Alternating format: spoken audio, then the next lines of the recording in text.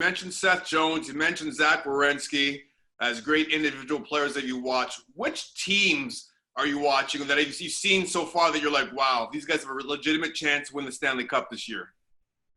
You know what? I would say I think Tampa looked really good last night. I think especially with how the series went last year with Columbus. Mm-hmm.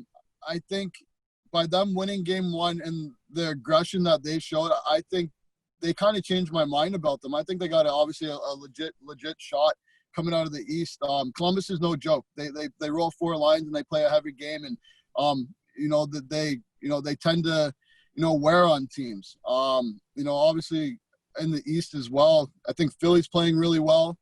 And you can never count out Boston. In the West, I got Colorado coming out of the West for some reason. I just think they're an unbelievable team from top to bottom, whether it's goaltending, forwards, defense, and you got Nate Dogg leading the charge up front, so can't go wrong with him.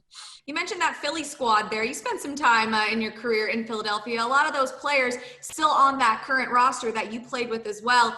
They really started to click down the stretch, as you just mentioned, and they didn't look like they missed a beat in the round robin. Now they prepare to face a Cinderella story of sorts in the Canadiens. What do you expect to see from that matchup?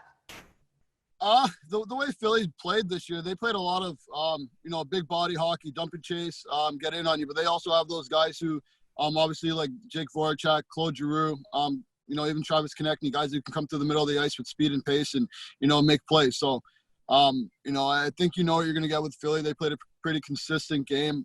They did a great job this offseason of supplementing the younger stars on that team with some good veterans, especially on the back end, such as Niskanen and Braun.